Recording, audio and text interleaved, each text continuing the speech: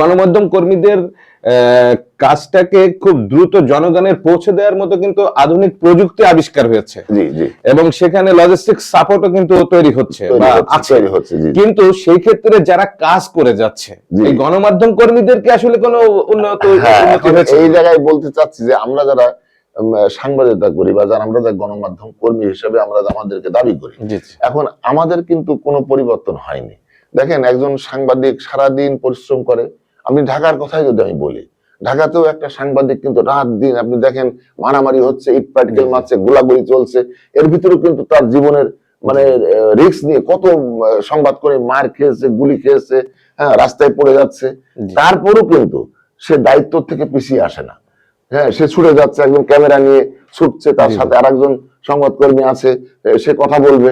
এখন দেখা যাচ্ছে সেখানে মার খাওয়ার পরও সে যে এত কষ্ট করে আসার পর প্রকৃত অর্থে তার যে প্রাপ্য বা তার যে মূল্যায়ন সংবাদ মাধ্যমগুলা তাদেরকে কিন্তু বিশেষ করে আমাদের মতো কর্মীদেরকে কিন্তু দেয় না। আমরা যেটুকু প্রাপ্য পাওয়ার কথা, কিন্তু এটাকে দেখা যায় ম্যাক্সিমামে আমরা চলচ্চিত্রের মাধ্যমেও দেখেছি, বিভিন্ন জায়গাতে বা পড়াশোনা করে দেখেছি, যারা বড় বড় চ্যানেল তৈরি করে তারা আমাদেরকে ব্যবহার করে নেয়। আমরা যেমন সে ধরেন একটা পত্রিকা, ধরেন আমরা প্রতিদিন আমরা কিন্তু এই চুয়াডাঙ্গা বলেন, ঝিনেদা বলেন, মেহেরপুর বলেন, গাংনী বলেন, আপনার জামহুদা বলেন, জীবননগর বলেন, আলমনা বলেন, আমরা সবাই যেসব খবরগুলা তাৎক্ষণিক দিচ্ছি সেটা পরদিন পত্রিকা আসার পর পাঠক কিন্তু সেটাকে দেখছে এবং প্রত্যেকটা পত্রিকার মান কিন্তু পরিলক্ষিত হয়। তো সেই ক্ষেত্রে হয়তো মানের দিক থেকে আমাদের পত্রিকা সমীকরণ হয়তো আস্তে আস্তে এগিয়ে যাচ্ছে। হ্যাঁ, মাথা ভাঙা একটা সময় খুব ভালো একটা মানে ছিল, সেই জায়গায় প্রায় মানে চলে এসছে।